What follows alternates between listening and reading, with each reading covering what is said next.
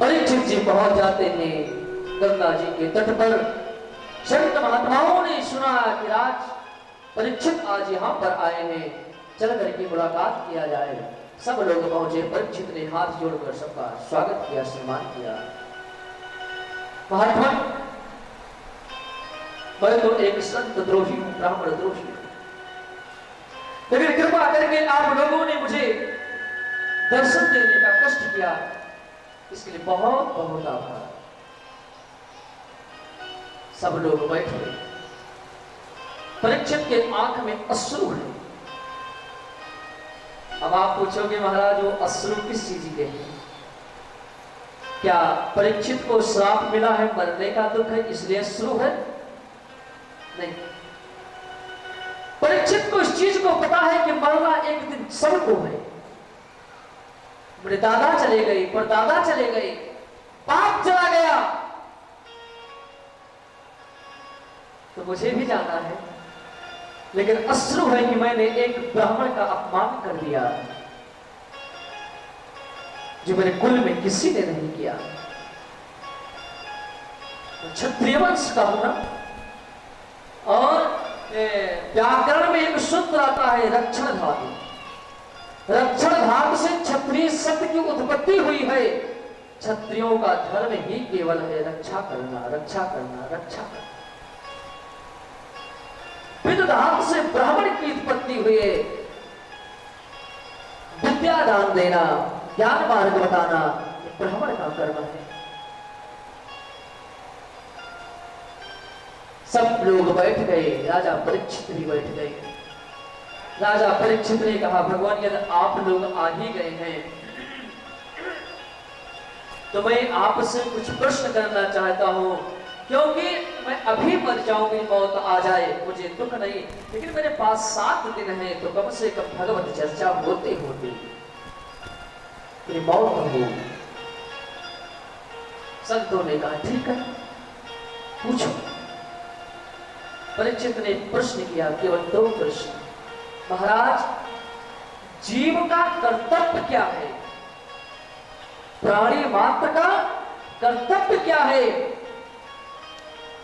और मरने जिसकी मौत निश्चित हो उसको करना क्या चाहिए? यही 2 प्रश्न। ये 2 प्रश्न परीक्षित मानो अपने लिए नहीं, हम सभी के लिए किया।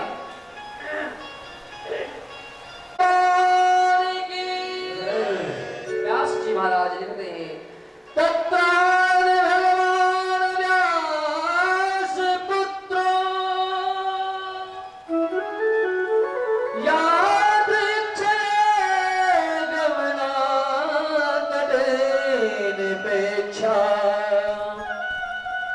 आलक्षलिंगो निजलावदुष्टो प्रदर्शवाले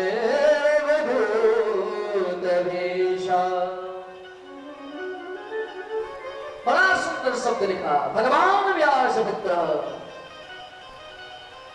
यहां पर संतों ने बहुत सुंदर बताया कि एक बार परीक्षित के ऊपर जब ब्रह्मास्त्र का प्रयोग हुआ तो भगवान मां के गर्भ में जाकर के रक्षा किया, और आज परीक्षित के ऊपर बाण रूपी जब वज्र चला है तो वही भगवान व्यास के पुत्र बन करके इनके बाण रूपी वज्र का विनाश करने के लिए सुखदेव बन करके पधारे भगवान व्यास पुत्र। इनको आते देख करके सभी लोगों ने उठ करके प्रणाम किया, दंडवत किया। 16 साल के हैं, कौपीन धारण किए हैं, शरीर में कोई वस्त्र नहीं, केवल एक कौपीन में लगोटी, हाथ में कमंडल है, बस और कुछ नहीं। कौन वर्षीय 16 वर्ष के हैं।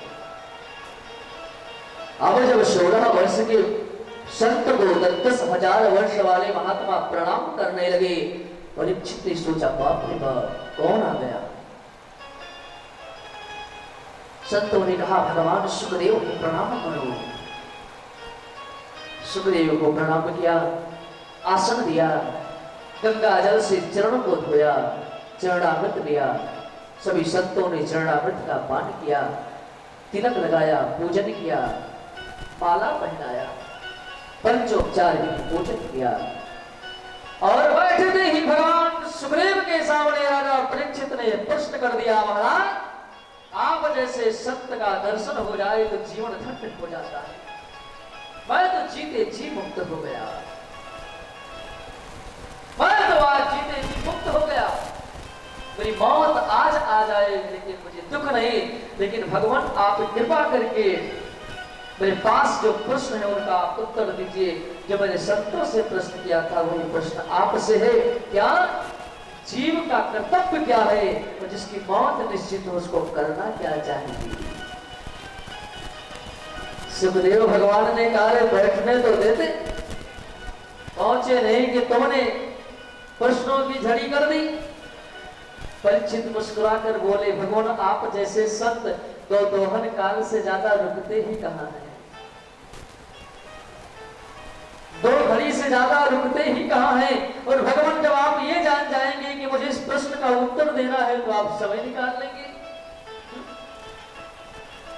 संत अपने मस्ती में होते हैं, जिसको संत का संग मिल गया ना सब कुछ मिल गया। इसलिए प्यारे सत्संग करो और सत्संग से बढ़ करके संत का संग करो, ये भी सत्संग है। संतन के संग लागरे तेरी अच्छी बनेगी। जिसने संतों का आश्रय लिया, जिसने संतों के पाद कमलों में अपने आप को समर्पित किया, इसका जीवन सफल हो गया।